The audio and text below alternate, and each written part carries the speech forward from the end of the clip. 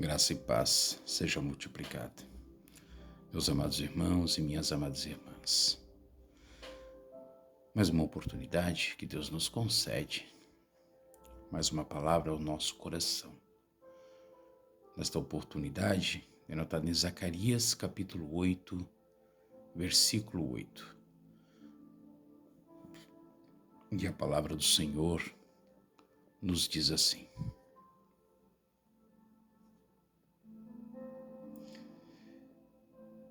E trá-los-ei e habitarão no meio de Jerusalém, e serão meu povo, e eu serei o seu Deus, em verdade e em justiça. Aleluia, Jesus. A aliança será renovada e a comunidade inteira será cheia da presença do Senhor. Esta promessa de perdão e restauração estende-se a todo o povo de Deus, aonde quer que se encontre. Podemos observar, ao estudar o capítulo 8 de Zacarias, que Deus nunca abandonou o seu povo. Em Zacarias 8, Deus começa demonstrando o seu amor por Sião.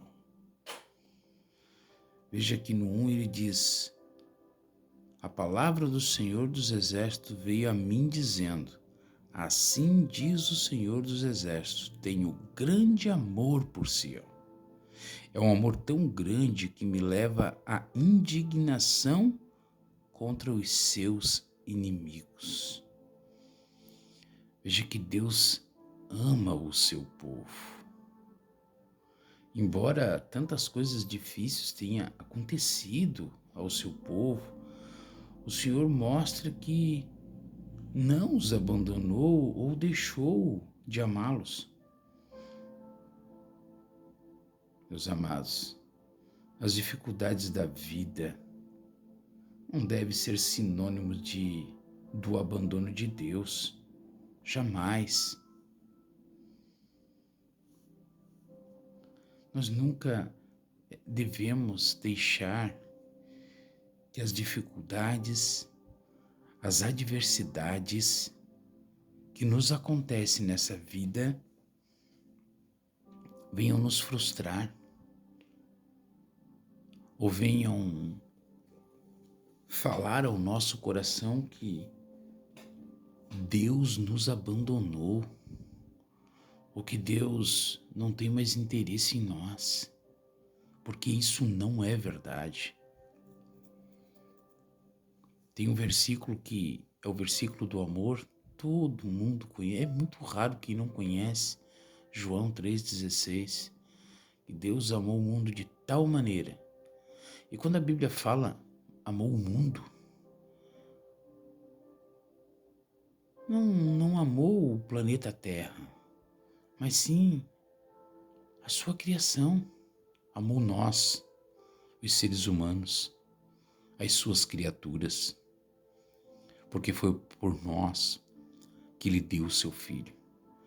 Foi por causa de nós que Jesus Cristo veio a esta terra, padeceu o que teve que padecer, passou o que teve que passar, por nós, para que hoje nós venhamos ter esta liberdade que nós temos na presença de Deus. O problema é que muitas pessoas usam essa liberdade de uma forma errônea. Há pessoas que vêm dizer que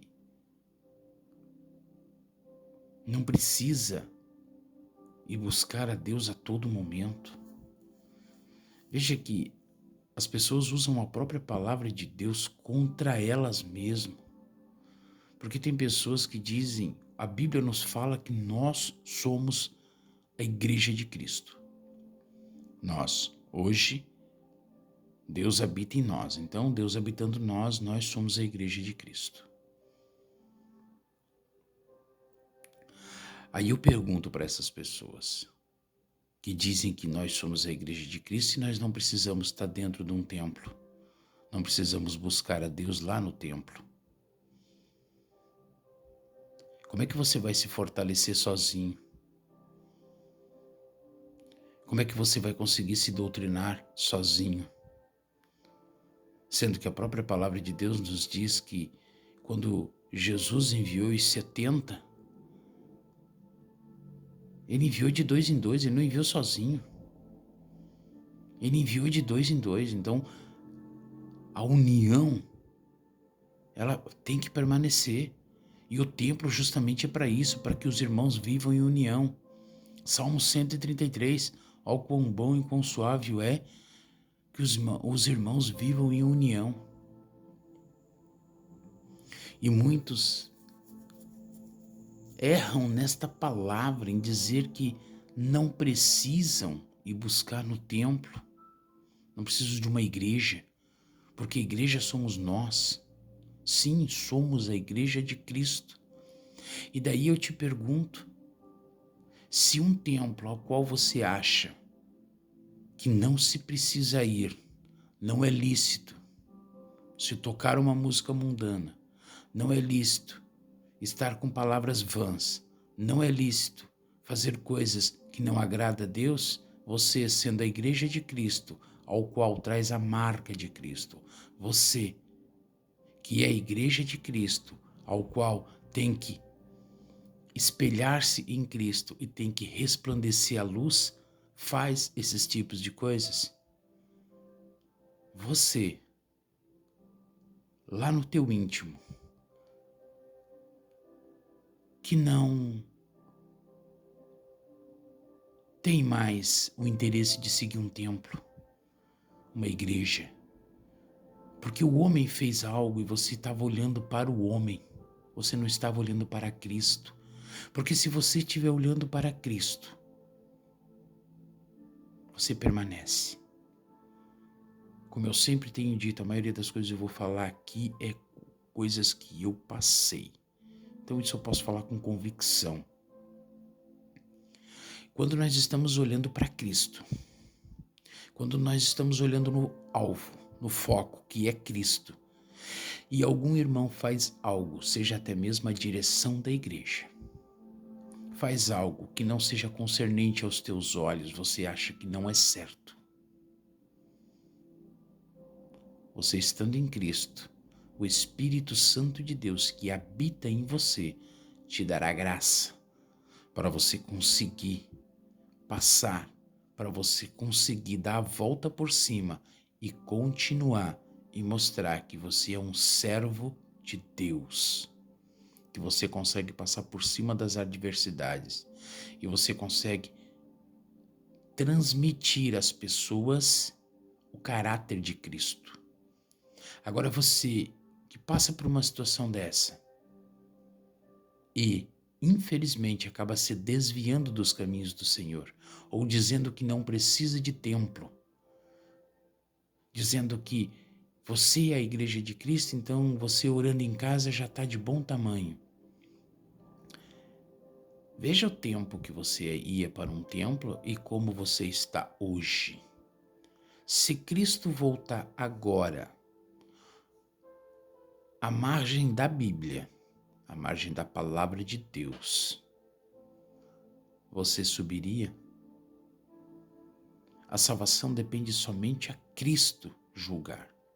Mas o que eu faço não é um julgamento, mas é o que a palavra de Deus nos diz, o que Paulo nos fala lá em 1 Coríntios. Examine-se o homem a si mesmo, por mais que seja uma palavra a qual é pregada para a santa ceia do Senhor. Mas se o homem tem que se examinar para tomar a santa ceia, mais um ato, você diz que não precisa de templo e você não ceia, fazer isso em memória de mim. O que a palavra de Deus diz, ao qual nós façamos todos os meses, pelo menos uma vez por mês, para nos entrarmos em comunhão mais e mais com Cristo. Pense, eu não sei por que eu adentrei, porque estudando essa palavra não me veio em momento algum, mas certamente você que está ouvindo, você se encontra nessa situação. Certamente que tem pessoas que não se encontram, mas você que está ouvindo e se encontra nessa situação, ei, analise-se a si mesmo, faça um autorreflexo de você, uma análise. Veja o que Cristo pensaria. Porque muitas das situações difíceis que vivemos são frutos das nossas más escolhas. São frutos do que nós mesmos busquemos.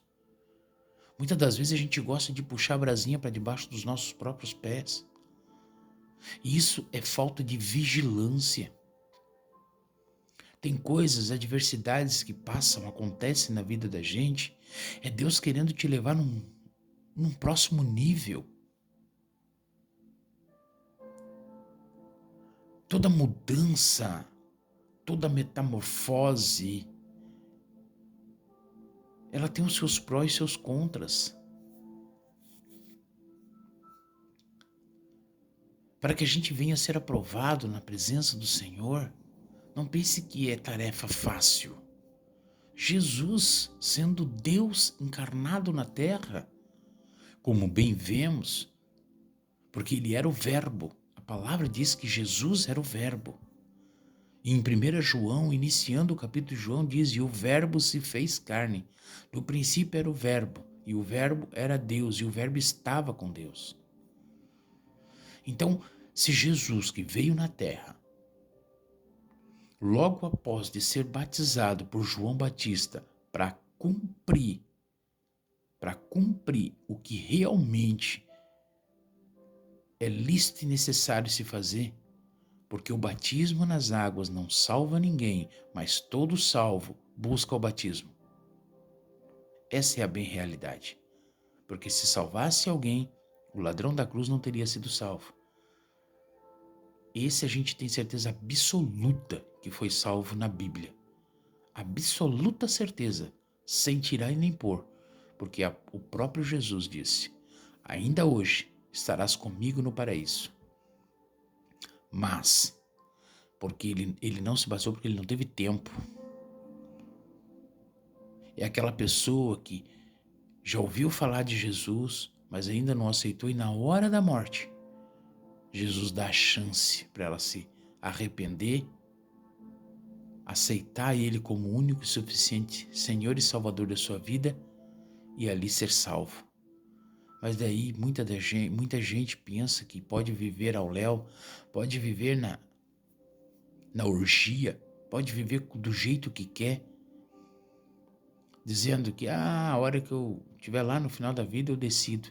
Você sabe se você vai viver muito tempo? Você sabe como vai ser a sua morte? Você sabe se de repente será num sopro? Ou se antes que você morra Jesus volte? Tem todas essas perguntas que nós devemos de nos fazer. Porque todo aquele que aceita Jesus em tempo oportuno, ele após ser salvo, ele busca o batismo. Porque é um anseio que se tem, porque Jesus nos deixou o exemplo. E logo depois dele ser batizado, Jesus foi para onde? Pelo Espírito ele foi levado ao deserto e lá jejuou 40 dias e 40 noites. Ele estava cheio do Espírito Santo de Deus. Jesus, ele se fez carne, mas quando ele se fez carne, ele se fez 100% homem. Ele se despiu da sua glória para sentir na carne, sentir na pele o que nós passamos. Para ele poder entender. Por isso que hoje, na era da graça, ele é o nosso advogado perante ao Pai. Porque ele desceu na terra. Ele passou as manzelas. Ele passou perseguição, dificuldade. Foi rejeitado. Então ele entende muito bem tudo que a gente passa. E é ele que nos advoga perante ao Pai. Então não deixe que as adversidades da vida faça com que um dado inflamável do inimigo entre na tua mente, desça ao teu coração, achando que Deus te abandonou, que Deus te esqueceu, que Deus não se importa com você. Isso é mentira do adversário. Deus te ama e te quer perto dele. E ele tem o melhor para ti. Só que nós devemos de entender que Deus é santo. Deus amou o povo de Israel. O povo de Israel era um povo escolhido para Deus. Da mesma forma, por mais que Deus amasse, Deus mantinha eles em rédea curta. Pode ver, eles pecavam, se arrependiam, Deus abençoava. Quando eles estavam na bonança, pecavam, Deus os castigava. Quando eles viam que o negócio estava apertado, eles se arrependiam, Deus abençoava. E ali eles iam, alto e baixo, alto e baixo. E muitas das vezes a gente vive assim. Muitas das vezes nós vivemos dessa forma, pensando que Deus às vezes nos esqueceu, ou às vezes nós vivemos dessa forma por situações que acontecem, culpando Deus de alguma coisa. Deus nos deu o livre-arbítrio para nós vivermos nessa terra. Estamos aqui. E aqui fomos colocados para sermos verdadeiros adoradores. Aqui é somente uma passagem, meus amados. Veja que no capítulo 8 de Zacarias, Deus começa demonstrando o seu amor por Sião. E nós podemos trazer para nós nos dias de hoje, porque aquela passagem que se foi lá de Zacarias, que é do Velho Testamento, aquilo tudo acontecia não só somente para o povo de Sião, mas acontecia num contexto dizendo que aquele povo era o povo dele, então ele ama o povo dele. E hoje nós fomos enxertados na videira verdadeira, porque nós éramos chamados gentios. Nós não era desse aprisco. Mas como o povo de Israel rejeitou a Jesus, nós fomos enxertados na videira verdadeira. Nós temos a prova da mulher cananeia, de tamanha fé que a mulher teve, que Jesus, de um modo carinhoso, ele acabou rejeitando a mulher. Ela vem atrás de Jesus, clamando a ele, que a filha dela estava em casa endemoniada, ela precisava do milagre.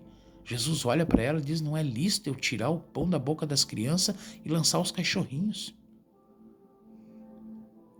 Mas a mulher com sabedoria, a fé trouxe sabedoria na resposta dela. Sim, Senhor. Porém, os cachorrinhos também comem das migalhas que caem do filho. O que ela estava dizendo com isso? Humildemente dizendo, Senhor, somente uma palavra tua basta. Não quero que o Senhor abençoe minha vida inteira, não. Só me dê essa bênção que eu estou precisando. E Jesus disse, pela tua fé, tua filha está curada, vá para casa. E ela chegando em casa, a filha estava brincando, estava bem na cama.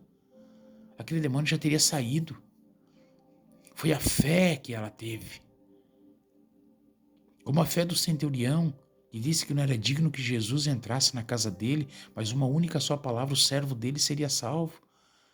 Que ele tinha um servo que ele amava muito, e esse servo estava doente, à beira da morte. E Jesus disse, em toda a Galileia nunca vi fé igual. Então, muitas das vezes, falta-nos fé e entender que Deus tem o melhor para nós. Então nós não devemos de ficar olhando para o homem. Nós devemos de olhar para Cristo. Porque Deus nos ama a todo momento. Deus quer o melhor para nós, só que Deus é santo. E nós devemos de ser santos. E como eu já tenho dito em outros vídeos, ser santo significa ser separado para Deus. Não quer dizer que tu tem que ter uma auréola na cabeça. Não quer dizer que o teu corpo tem que estar brilhando. Não quer dizer que você vai ter uma luz ao redor do teu corpo. Não, meus amados. Você tem que ser você mesmo. Você tem que ser simples, ser humilde na presença de Deus e ser separado. Viver nesse mundo, mas não ser deste mundo. Como Paulo disse, porque nem a nossa vida é mais nossa depois que aceitamos a Jesus. Não vivo mais eu, mas Cristo vive em mim. Porque eu quero fazer o que agrada aos olhos de Deus.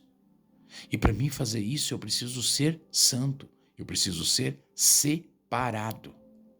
E para ser separado, nós precisamos viver à luz da Bíblia, que é o nosso manual de sobrevivência aqui nessa terra. 2 mandamentos que Jesus nos deixou, sendo os 2 mais importantes, que se nesses 2 cumprirmos à risca, faremos o restante na íntegra. Falharemos sim, porque somos seres errantes. O pecado é natural da nossa carne. Como diz em 1 João, se eu não estou equivocado, filhinhos, não pequeis, mas se pecares, sabendo que a gente já ia pecar, tens um advogado perante ao Pai, que é Jesus Cristo. Então, meus amados, errar nós vamos, mas que nós possamos cumprir os 2 primeiros mandamentos, amar a Deus sobre todas as coisas, mas é tudo. E segundo, amar ao próximo como a si mesmo. Se nós conseguirmos fazer esses 2 mandamentos, faremos os demais. E tire essa ideia da tua cabeça que você não precisa de um templo, de uma igreja, de um local de reunião, de um lugar onde você vai se confraternizar com os teus irmãos. Ninguém vive sozinho. Ninguém. O mundo já tem um ditado que diz: uma andorinha só não faz verão, e não faz mesmo. É realidade. Porque se fosse para viver sozinho, Jesus diria: agora vocês são igreja, vão por todo mundo, prega o evangelho, mas não faz mais templo, porque é só bagunça. Vivam vocês. Mas não foi isso. Por isso que nós temos Salmo 133, quão bom e suave é que os irmãos vivem em união. Então, meus amados, que nós possamos entender essa palavra e entender que Deus nos ama e Ele quer o melhor para cada um de nós. Não deixe que as adversidades da tua vida, as adversidades do dia a dia, tire o foco que é Cristo. Nós devemos de viver focados em Cristo. Nós estamos aqui neste mundo, mas não somos deste mundo. Não sabemos quanto tempo mais iremos passar aqui. Eu não sei se amanhã eu acordo vivo. Ao momento que Deus chamar minha senha, eis-me aqui, Senhor. Paulo já dizia: viver é lucro, morrer é ganho, porque vai para Cristo. E o que nós devemos de ter em certeza total no nosso coração e na nossa mente é que eu sou salvo em Cristo Jesus. E ter luz disso. E o que nos dá esse norte é a palavra de Deus, é a Bíblia, as Escrituras Sagradas, o qual sempre denoto que é o nosso manual de sobrevivência nesta terra. Amém, meus amados? Que possamos ficar com esta palavra, que essa palavra possa falar ao nosso coração e que nós possamos entender que Deus nos ama, independente a situação, independente a dificuldade, a adversidade, independente a situação a qual estamos vivendo. Deus não quer que nós vivamos de maneira errônea. Ele quer que nós venhamos estar em sua presença e fazer o que é correto aos seus olhos. Amém, meus amados? Glória a Deus. Eu quero deixar esta palavra em nome de Jesus. Que você possa meditar, você possa refletir, essa palavra possa falar ao teu coração. Amém? Neste momento eu quero fazer uma oração, como é de costume. Eu gosto de orar porque a oração ela é a chave de tudo. Porém a vigilância, meus amados, essa sim é a fechadura. De nada resolve você ter um cadeado para fechar um portão se ele estiver fechado e não tiver uma chave. De nada vai resolver você ter uma chave e não ter para colocar ela um cadeado, uma fechadura. Nada resolve. Precisa ter os 2 alinhados. A chave e a fechadura. A oração e a vigilância. Que possamos entender essa palavra que Deus tem para nós hoje. Oramos. Senhor Deus, Pai Todo-Poderoso, graças te damos por tudo, meu Senhor. Eu quero te agradecer, Pai. Agradecer a ti, ó Senhor, por esta palavra. Palavra abençoada, Pai. ao qual colocaste e denotaste ao meu coração. Senhor, tudo aquilo que eu tinha programado, Pai, para falar, o Senhor levou a um norte completamente diferente. Mas, como eu faço nas orações iniciais, que seja conforme o teu querer, seja conforme a tua vontade. Que a minha vontade não estabeleça, que o meu querer não prevaleça, porque somos errantes e não sabemos que direção vai levar a palavra, mas tu o sabes. Você sabe quem vai ouvir este vídeo vai precisar ouvir esta palavra. Ah, Senhor, trabalhe em seus corações, ó Pai. Trabalha, Senhor, na sua mente. Que esses dardos inflamáveis do inimigo, Senhor, não venham mais afetar a mente do teu servo, que está tanto tempo afastado da tua casa, achando que ainda, ó Pai, está fazendo o que é correto na tua presença. Aprove a ti, ó Pai, que ele consiga, mas não é fácil. Senhor, trabalhe nos corações, Pai, de cada um que é inscrito neste canal, cada um que deixa o seu like, principalmente, ó Pai, os que compartilham, porque são cooperadores da tua obra, estão cumprindo o que está denotado em Marcos 16,15. Eles não vão por todo mundo pregar o evangelho a toda criatura, mas estão fazendo com que a tua palavra gire o mundo, indo de uma cidade a outra, de um bairro a outro, compartilhando em suas redes sociais. A tua palavra vai, Pai, a tua palavra vai adiante. Ah, Senhor, vai de encontro a cada um, abençoando, Pai, abrindo portas de emprego, curando enfermidades, sarando as famílias, Pai, abençoando os lares, Senhor. Ah, meu Pai, cada um que deixa um nome de oração ao Senhor, que o Senhor possa derramar da tua graça, possa abençoar a cada um. Senhor, assim graças te dou, meu Deus, em nome de Jesus. Amém e amém. Glória a Deus. Amém, meus amados. Palavra maravilhosa aos nossos corações. Eu confesso aos irmãos que eu programei algo para falar e foi completamente fora do que aquilo que... completamente diferente, mas Deus sabe de todas as coisas. Deus conhece o coração de cada um. Ele nos conhece melhor que nós mesmos. Eu quero pedir a cada um de vocês que estiveram até aqui, se gostaram desse vídeo, deixe o seu like, se inscreva no canal se é novo por aqui e, principalmente, compartilhe, não deixe de compartilhar. Compartilhe o máximo que você puder, para que a palavra de Deus, ela venha a ser pregada a toda criatura. Amém? Eu quero agradecer a sua oportunidade em nome de Jesus e dizer a ti que Deus te ama. Deus te ama muito e quer o melhor para ti. Amém? Glória a Deus. Que Deus os abençoe em nome de Jesus.